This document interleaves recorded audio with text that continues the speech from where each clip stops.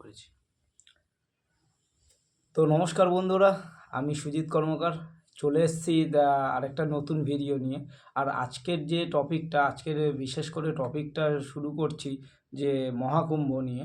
মহাকুম্ভতে আমি অলরেডি কিছুদিন আগে গিয়েছিলাম, যেটা মানে 12 তারিখ, 12 তারিখ চলে গেল, যেটা মাঘী পূর্ণিমা। সেটাতে আমি গিয়েছিলাম মহাকুম্ভেতে।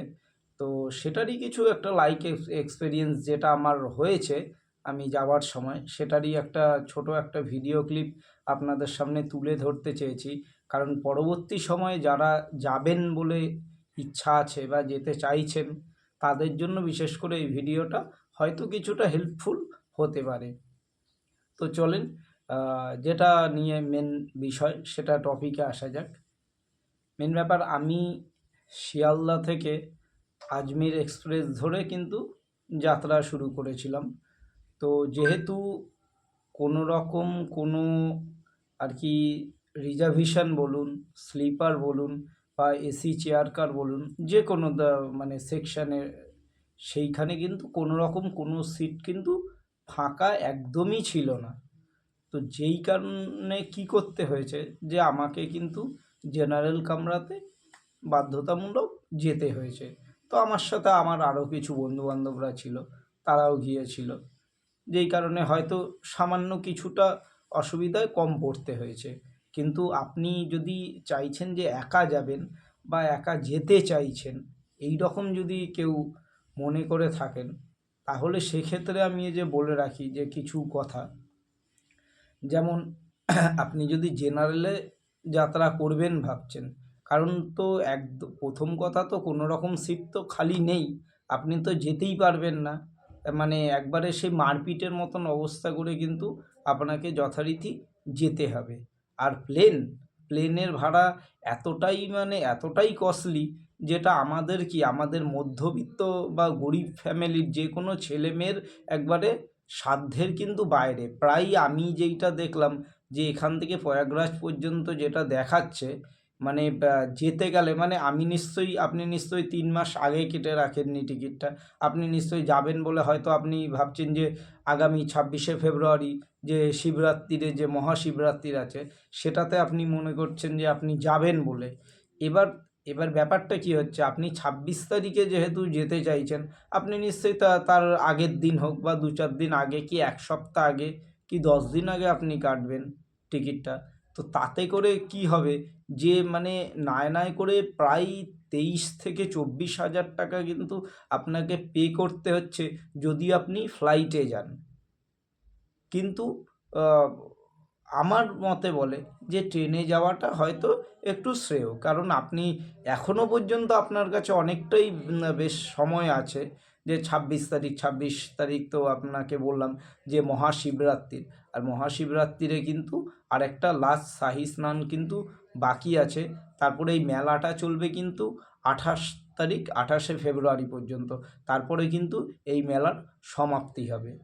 তো যাই হোক, প্লেনের টপিকটা তো আমি ছেড়ে দিলাম, কারণ ওটাতে সম্ভব নয়। আমাদের মধ্যবিত্তদের জন্য কিন্তু এই রকম জার্নি করাটা খুবই আনকমফোর্টেবল। কারণ আপনি যদি একটু কমফোর্টেবল জার্নি, আপনি ট্রেনেতেও কিন্তু তেমনভাবে কিছু পাবেন না। কারণ কি, আমি যেহেতু জেনারেল কামরাতে গিয়েছি, আমি আমার মানে এক্সপেরিয়েন্সটা কিন্তু আপনাদের সাথে খালি শেয়ার করছি। যে কি হয়েছে, যে রাত্রি 10টা 55-তে আজমের এক্সপ্রেস কিন্তু দ্য সুপারফাস্ট এক্সপ্রেস, সেটা কিন্তু ট্রেনটা ছিল। তো আমি আমার বন্ধুরা যথারীতি টাইমের বহু আগে আমরা শিয়ালদা স্টেশনে পৌঁছিয়েছিলাম, টিকিটও কেটেছি। কিন্তু হলে কি হবে, জায়গা পাওয়া নিয়ে কিন্তু প্রচণ্ড পরিমাণ সমস্যা কিন্তু আমাদের সম্মুখীন হতে হয়েছে।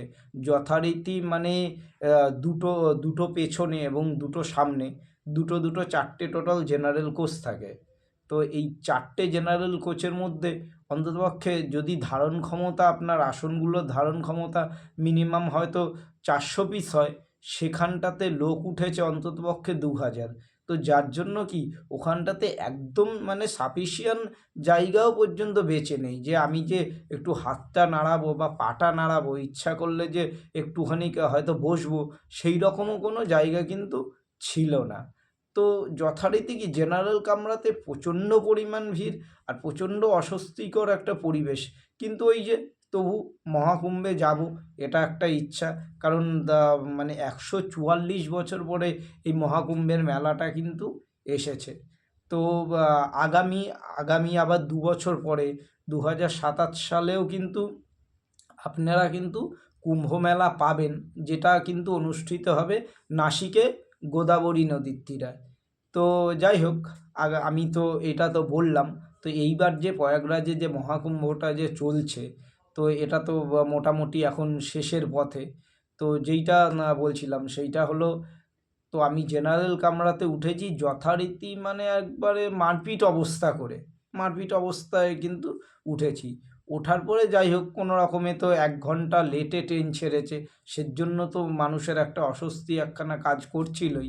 তার সাথে সাথে কিন্তু মানে কি বলবো, যে ট্রেনের ভেতরে এক ফোঁটা জায়গা না থাকার কারণে আমাকে কিন্তু প্রায় মানে রাতের পুরো টাইমটাই, রাত কেন সকাল পর্যন্ত, প্রয়াগরাজ যাওয়া পর্যন্তও কিন্তু মোটামুটি আমাকে কিন্তু বেশিরভাগ টাইমটাই আমাকে দাঁড়িয়েই থাকতে হয়েছে। বসার মতন কি, এমনকি নিচে বসার মতন, মানে একজন উঠলে আরেকজন বসতে পারবে এই রকম ধরনের তৈরি হয়ে গিয়েছিল পেজটা। তো এইটা তো গেল মানে বসার চিন্তাধারা, বা মানে আপনারা যদি চাইছেন জেনারেলেতে যেতে, তাহলে তো এইটা তো মিটলো। তো যাদের যাদের আগের থেকে আপনারা স্লিপার কোচে বা এসি কোচে টিকিট কেটে রেখেছেন, তাদের ব্যাপারটা আলাদা। কিন্তু কেটে রাখলে কি হবে, এখানটাতেও কিন্তু শয়ে শয়ে মানুষ, তারাও কিন্তু ওই এসি টেসি স্লিপার কিছু দেখছে না, তারা যথারীতি ওখানটাতে পারলে ভেঙে চুরে দরজা ভেঙে পর্যন্ত ঢুকে যাচ্ছে, এমনও। কারণ আমি দেখলাম যে রাত তখন, আমার ঠিক সঠিক মনে নেই রাত তখন কটা বাজে, কিন্তু সেই টাইমে যখন মানে ঝাড়খণ্ডে যখন ট্রেনটা ঢোকে, সেই টাইমে মানে আর কি মানুষের সেই বাঁশ দিয়ে দরজার মধ্যে মারছে, ট্রেনের দরজার মধ্যে মেরে, মানে ভেঙে যে কোনোভাবেই হোক তারাও কিন্তু ওই ট্রেনেতে যেতে চাইছে, মহাকুম্ভে পৌঁছাতে চাইছে। তো আমরা যেমন যাচ্ছি, আমরাও তারাও যেতে চাইছে, সেটা স্বাভাবিক ব্যাপার।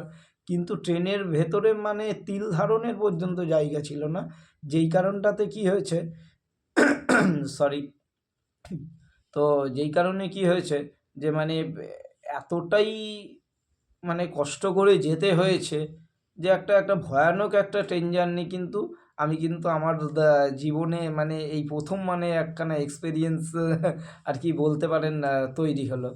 তো যাই হোক, তো এটা তো যেমন তেমন যাবার বিষয়। একবার আপনি তো মনে করবেন যে আপনি যদি একবার ট্রেনে উঠে যান, তাহলে মোট কথা আপনি প্রয়াগরাজ পৌঁছাবেন, এই ব্যাপারে কোনো নিঃসন্দেহে নেই আপনার।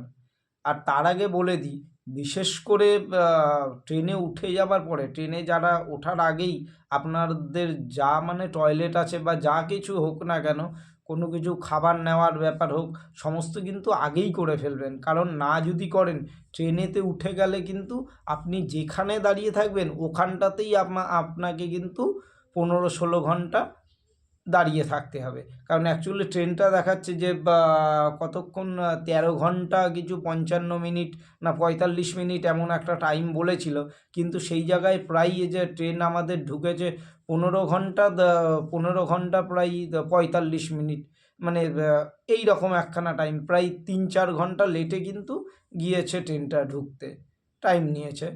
তো আমি অনেক কিছু শুকনো খাবার, জল সব কিছুই আগের থেকেই ক্যারি করেছিলাম। আমি জানি এই রকম একটা সিচুয়েশান তৈরি হবে, বা হবে বলে আমি জানতাম, সেই কারণে আমি কিন্তু আগেই এটাকে ক্যারি করেছিলাম। তার জন্য কিন্তু আমার কোনো রকম কিন্তু কোনো সমস্যা হয়নি। তো এবার মেনলি ব্যাপার হলো গিয়ে, আপনারা যারাই আগে ভাবছেন যে এখনও মহাকুম্ভে যাবেন, তারা কিন্তু অবশ্যই করে কিন্তু ট্রেনে ওঠার সময় অন্ততপক্ষে শুকনো কিছু খাবার এবং জল অবশ্যই কিন্তু সাথে রাখবেন। নয়তো কিন্তু আপনাদের কিন্তু একবারে কনফার্ম, 100% কনফার্ম যে আপনাদের সমস্যার সম্মুখীন হতে হবেই। তারপরে ভোরবেলা হয়ে গেলে অনেক স্টেশনে দেখলাম, অনেক স্টেশনে চা জল, যেমন আমি ভোরবেলাতে যখন গয়া জংশন পৌঁছিয়ে গিয়েছিলাম তখন দেখলাম ওখানটাতে টুকটাক একটু জল টল পাওয়া যাচ্ছিল, চা পাওয়া যাচ্ছিল, যেই কারণে খুব একটা অসুবিধা হয়নি। গয়ার পরে পণ্ডিত দীনদয়াল উপাধ্যায় জংশনে যখন পৌঁছিয়েছিলাম তখনও দেখলাম যে হ্যাঁ, মোটামুটি চা জল টল এইসবই, মানে হেভি কিছু ফুড তো আপনার তেমন একটা পাওয়া যাচ্ছে না, এগুলোই তো একবারে ছোটোখাটো জিনিসগুলো পাওয়া যাচ্ছে। তো যাই হোক, যেই কারণে কোনো সমস্যা হয়নি। তো এই করতে করতে দীনদয়াল থেকে তো ট্রেন যখন ছেড়েছে ডাইরেক্ট গিয়ে প্রয়াগরাজে ঢুকেছে, তো ওখানটাতে নামার পরেও কিন্তু মানে একটা সাংঘাতিক ভিড় ছিল স্টেশনে, কিন্তু কোনো রকম পুলিশ কিন্তু দাঁড়াতেই দিচ্ছে না, যথারীতি আপনাকে ওভারব্রিজ ক্রস করে বাইরে বেরিয়ে যেতে হবে।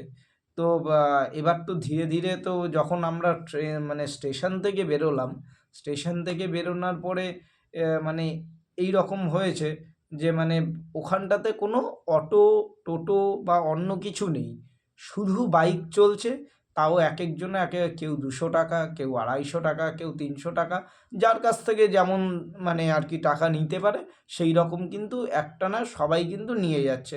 এবার সেইখানটাতে আপনি একটুখানি মানে দরাদরি করবেন, মার্কেটিং যদি আপনি না করেন তাহলে কিন্তু আপনাকে ঠকতে হবে, একবারে 100% কনফার্ম। তো ব্যাপার কি হয়েছে, তো আমি যেই মানে বাইকে করে গিয়েছিলাম, আমাদেরও 250 টাকা করে বলেছে, শেষ লাস্টে আমরা 150 টাকা করে দিয়ে কোনো রকম মেলাতে পৌঁছিয়েছি। কিন্তু মেলাতে পৌঁছানোর পরে ওখানটাতে যা দেখলাম আরও বিশাল মানে ভয়ঙ্কর পরিস্থিতি। সবচাইতে আমি বলবো যে জল খাবারের সাথে সাথে অবশ্যই কিন্তু আপনারা কিন্তু মাস্ক, কিন্তু অন্তত একটা ফেস মাস্ক আপনারা কিন্তু অবশ্যই ক্যারি করবেন। আর ক্যারি না করলে কিন্তু ওখানটাতে যা প্রচণ্ড পরিমাণ ধুলো, যাদের ড্রাই অ্যালার্জি আছে তাদের কিন্তু মানে 1 মিনিট 2 মিনিটের মধ্যে একবারে শরীর খারাপ হয়ে যেতে পারে। তাই কিন্তু ফেস মাস্কটা অবশ্যই কিন্তু ব্যবহার করাটা কিন্তু অতিরিক্ত ইম্পর্টেন্ট। আর যেইগুলো বললাম সেগুলো কিন্তু আপনারা অবশ্যই কিন্তু আপনারা কিন্তু এই জিনিসটাও করবেন, যে মানে অন্তত খাবার দাবার জলগুলো এগুলোকে নিয়ে যাবেন। আপনাদের এমনি টাইম আপনারা মহাকুম্ভের মেলা ছাড়া আপনারা যদি এমনি টাইম কখনো প্রয়াগরাজে যদি কেউ যান, বা যারা গিয়েছেন তারা জানেন যে স্টেশন থেকে কিন্তু যথারীতি অটো মটো সব কিছু পাওয়া যায়। আর অটোতে কিন্তু ওখান থেকে প্রয়াগরাজ পর্যন্ত মাত্র ভাড়া 50 টাকা। কিন্তু এখন মহাকুম্ভের জন্য কিন্তু এরা যে যেমন পাচ্ছে সে তেমন কিন্তু দাম হাঁকিয়ে আপনাদের চেয়ে নিচ্ছে। তো আপনারা ওইখানটাতে যাবেন, মহাকুম্ভে যাবেন, মহাকুম্ভে ত্রিবেণী সঙ্গমে স্নান করবেন, খুবই জিনিসটা ভালো। তো যে বোর্ডের কথা, তারপরে বোর্ডের কথাতে আসি। বোর্ডেতে মেন ব্যাপার, আমরাও বোর্ডেতে যাব বলে একবারে মানে সঠিক মানে মাথায় একবার ধারণা করে নিয়েছিলাম যে ভাই বোর্ডে যেতেই হবে, বোর্ডে গিয়ে ত্রিবেণী সঙ্গমে স্নান করব। কিন্তু তারপরে গিয়ে বোর্ডের যা মানে আমার এক্সপেরিয়েন্স হলো যে বোর্ডে তো আমি গেলাম না, তা আগে প্রথম যখন আর কি কুম্ভের মেলাটা যখন শুরু হয়েছিল সেই টাইমটাতে মোটামুটি কারো 200, 250, 300 এই রকম করে কিন্তু টাকা দিলে তাহলে কিন্তু তারা ত্রিবেণী সঙ্গমে, মানে যেখানটাতে আর কি গঙ্গা যমুনা এবং সরস্বতী মিলনস্থলে সেখানে নিয়ে গিয়ে স্নান করাচ্ছিল। তো এখন কি হয়েছে, এখন মানে কারোর কাছে 500, কারোর কাছে 1000, কারোর কাছে 1500, 1200 এই রকম করে কিন্তু দাম চাইছে। তো আমি একজন মানে বয়স্ক ওখানে বৃদ্ধ লোক একজন মানে নৌকো চালাচ্ছিল, তো তাকে আমি বললাম যে কাকু এই রকম আমরা তো স্নান করতে যাব, তো কত পড়বে, কত লাগবে? তো উনি বলল যে দেখো তোমরা বাইরের থেকে এসছো, এত দূর থেকে এসছো, আমি একখানাই তোমাদের সাজেশন দেব যে তোমরা ওইখানটাতে গিয়ে স্নান করলেও যা হবে, তোমার এখানটাতে কিন্তু স্নান করলে একই ব্যাপার। কারণ যারাই কিন্তু ওখানটাতে নিয়ে যাচ্ছে একদমই কিন্তু লোককে কি বলবো মানে যথারীতি একটা বোকা বানানোর মতন, পয়সা মেন ব্যাপার, পয়সা ইনকামের একখানে কিন্তু দিক এরা খুলে নিয়েছে। তো তো পয়সা ইনকামের দিক যেহেতু খুলে নিয়েছে, তাই তোমাদেরও কিন্তু ওই একখানা মিলনস্থল দেখিয়ে নিয়ে যাচ্ছে। সবাই হুমড়ি খেয়ে পড়ছে যে না, ওখানটাতে স্নান করলে মেন সবচাইতে বেশি পুণ্যি হবে। এই রকমটা কিন্তু নয়, আমরা সেইটা কিন্তু বলে দিই তোমাদের। কারণ উনি তার সাথে সাথে এটাও বলল যে দেখো, যে যেই সব সাধুরা স্নান করছে, তারা কি থোড়াই কি মাঝখানটাতে গিয়ে স্নান করছে? তারা কিন্তু মাঝখানে গিয়ে স্নান করছে না। তাই বলে কি তারা কি পুণ্যি লাভ করছে না? করছে। তো তুমি কি তাদের থেকেও কি বেশি অভিজ্ঞ মনে করো? তা আমি বললাম যে না না, সেটা কেন? তো যেইটা না এবার মেন ব্যাপার, তো উনি বলল যে তাহলে তোমার যেহেতু যেই যোগটা আছে, যে মাঘী পূর্ণিমায় তখন টাইমটা ছিল ভোর ৫টা ১৯, ভোর ৫টা ১৯ থেকে যোগের টাইমটা ছিল। সেই সময় কিন্তু আমি মানে স্নানটা করতে গিয়েছিলাম। বলছে সেই সময় স্নানটা করে নাও, তোমার ওখানটাতে গেলেও যা হবে এখানে করলেও তাই হবে। তো যথারীতি তার কথা শুনে আমরা কিন্তু আর তারপরে ওখানে স্নান করতে যাইনি। আমরা এখানটাতেই স্নান করেছি, যথারীতি খুব ভালোভাবেই স্নান করেছি। আর স্নান করার সাথে সাথে সত্যি কথা বলতে কি বলবো, যে মানে এই যে এতটা ট্রেন জার্নি করে এসেছি, এত রকম অসুবিধার সম্মুখীন হতে হয়েছে, তারপরেও কিন্তু স্নানটা করার সাথে সাথে কিন্তু আমার যেন মনের ভেতরে একটা যেন আলাদা রকম একটা ফিলিংস, আলাদা রকমের একটা যেন শান্তি বিরাজ করছিল, যে না, অনেক দিনের ইচ্ছা ছিল যে আসবো আসবো করে, তো এসছি, খুব ভালো লাগলো। তো যাই হোক, মানে মহাকুম্ভে তো ঘুরলাম, ঘুরে খুবই ভালো লাগলো। যে মানে এইটা মানে অল্প একটুখানি আমি এই জার্নিটা মানে তোমাদের সাথে যে শেয়ার করলাম, আশা করি তোমাদের মোটামুটি ভালোই লাগলো। আর হ্যাঁ, এর আরও আরেকটা জিনিস বলে দিতে চাই, যে মানে যখন তোমরা আসছো, মোটামুটি কিন্তু শাহী স্নানের দিনগুলোতে, হ্যাঁ দিনগুলোতে তোমার কিন্তু সেই নাম্বার মানে সেক্টর নাম্বার 1 থেকে মোটামুটি তোমাদের সেক্টর নাম্বার কিন্তু 18-19 পর্যন্ত হেঁটে আসতে হবে। অনেকটা রাস্তা, তাই তোমরা একটু অনেক মেন্টালি কিন্তু এটা প্রিপেয়ার হয়ে যাবে যে এতটা রাস্তা কিন্তু তোমাদের হাঁটতে হবে। কারণ আমি যতটা সম্ভব আমার মনে পড়ছে যে প্রায় সকাল তখন 8টা 10 কি 15 বাজে, তখন থেকে আমি বেলা 1:45 পর্যন্ত একটানা হেঁটেছি। কারণ অনেকটা রাস্তা অনেকটা দূর কিন্তু হেঁটে আসতে হয়েছে। যথারীতি আমার পিঠে ব্যাগ রয়েছে, হাতে মোটামুটি একটা জলের আমি আর কি বাস্কেট আর কি, ঢপ টাইপের যেইগুলো হয়, ওইগুলো ক্যারি করছিলাম। তো চলে আসতে চলতে খুবই আমার কষ্ট হয়েছিল। তারপরেও আমি এসছি, যাই হোক, সেটা নিয়ে কোনো অসুবিধা হয়নি। ঢপের কথা উঠতে আমি একখানা যারা মনে করছেন যে জল আনবেন মহাকুম্ভ থেকে, তারা কিন্তু অবশ্যই যতটা সম্ভব আপনারা কিন্তু একখানা করে সবাই কিন্তু মানে প্লাস্টিকের জার বা যেসব ঢপগুলো হয় ওগুলো কিন্তু নিয়ে যাবেন। কারণ ওখানটাতে কিন্তু দাম কিন্তু চড়া, প্রচণ্ড চড়া দাম। যে আমাদের নর্মাল বাজারে যেগুলো 40 টাকা বা 50 টাকায় পাওয়া যাচ্ছে, সেটা কিন্তু ওখানটা তো অন্ততপক্ষে 150 টাকা, 200 টাকা, কেউ 300 টাকায়, এমনকি হায়েস্ট মানে ওই জল ক্যারি করার যে ঢপগুলো, সে হায়েস্ট 500 টাকা পর্যন্ত তারা কিন্তু দাম চাইছে। তো আমি তার সাথে সাথে এটাকেও কিন্তু তোমাদের বলে দিতে চাই যে মানে তোমরা কিন্তু অবশ্যই কিন্তু একটা জলের ঢপ কিন্তু ক্যারি করো, যারাই আর কি কুম্ভ থেকে জল তারা বাড়িতে নিয়ে আসতে চাইছো। তো এইগুলো তো মোটামুটি এই যে গেল, তো ওখানটাতে এছাড়া পরিবেশ খুবই ভালো, জায়গাও খুব ভালো। আর হ্যাঁ, যাদের কাছে পাওয়ার ব্যাংক নেই, তারা কিন্তু অবশ্যই মোবাইল নয়তো সুইচ অফ হয়ে যেতে পারে, অবশ্যই কিন্তু পাওয়ার ব্যাংক কিন্তু সাথে করে রেখে দেবে। কারণ আমি আমার মোবাইল তো আমি সুইচ অফ হতে দিইনি, আমি যথারীতি এখান থেকে ওখান থেকে আমি লাস্টে গিয়ে রাত্রির বেলাতে মানে আর্মিদের ক্যাম্প থেকে সেখানে হেল্প চেয়ে আমি আমার মোবাইলটা মানে চালু করে রেখেছিলাম। তো বলছে যে এখানে হবে না। তো আমি বললাম এইরকম আমি ইউটিউবের ভিডিও বানাই, তো যদি সুইচ অফ হয়ে গেলে স্যার আমার খুব প্রবলেম হবে আমাকে। তো বলার পরে ওনারা বলছে আচ্ছা ঠিক আছে, একটু টাইম তুমি এখানে চার্জ দিয়ে যেতে পারো। তো ওনাদের কাছ থেকে চার্জ দিয়েছি। আমিও যেহেতু নতুন গিয়েছি, অতটা আমারও ঠিক অভিজ্ঞতা ছিল না। আমি ভেবেছিলাম আশেপাশে কোনো দোকান পেয়ে যাব। দোকান পেয়ে গেলে আমি সেখানে চার্জ দিয়ে নেব। কিন্তু সেটা কিন্তু হয়নি। আশেপাশে তেমন কোনো কিছু দোকান পাইনি। তো তার জন্য কি হয়েছে যে আমি কিন্তু ওইটা মানে চার্জ দিতে মানে আর কি খুব অসুবিধায় পড়তে হয়েছে।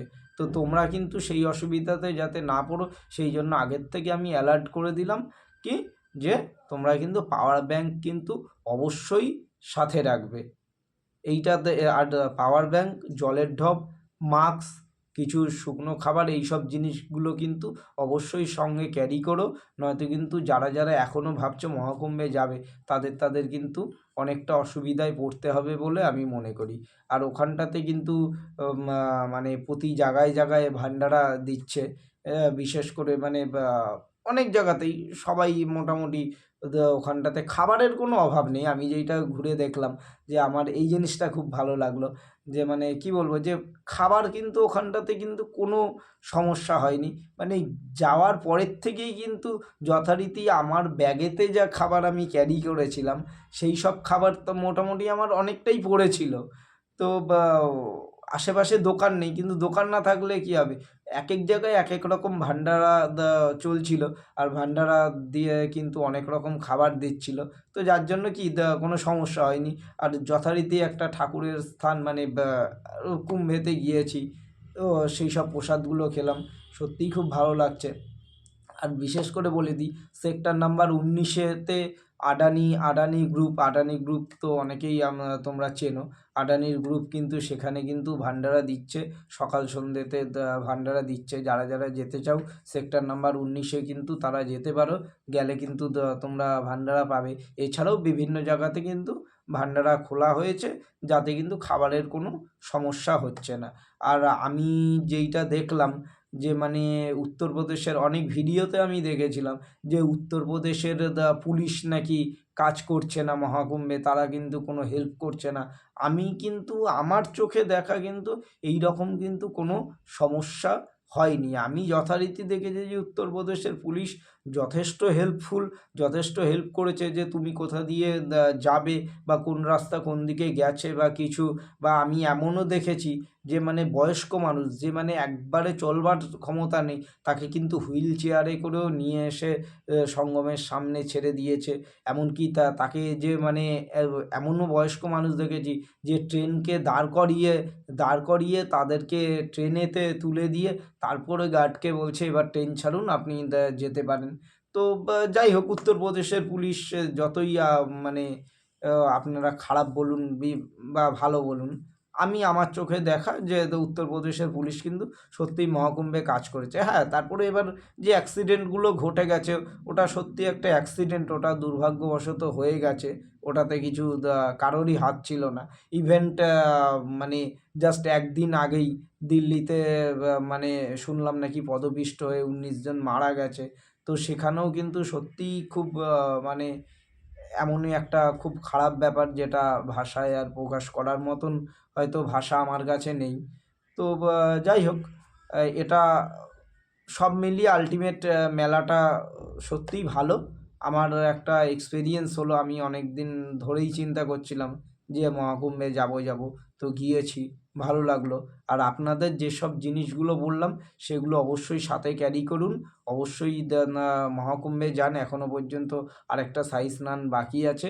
তো যাই হোক, আমার ভিডিওটা এই পর্যন্তই বা আমার বলার ছিল। তো সবাই যে ভালো থাকুন, সুস্থ থাকুন, এইটুকুনি যে চাই। তা সবাই যে মহাকুম্ভ ভালোভাবে ঘুরে আসুন। আর আগামী যেটা বললাম যে 2027 সালে আবারও কিন্তু নাসিকে কিন্তু কুম্ভ হতে চলেছে। হ্যাঁ, তো সেখানটাতে যারা যেতে চাইছেন তারা আগের থেকে প্রস্তুতি নেন। তো চলুন, আমার ভিডিওটা এই পর্যন্তই ছিল।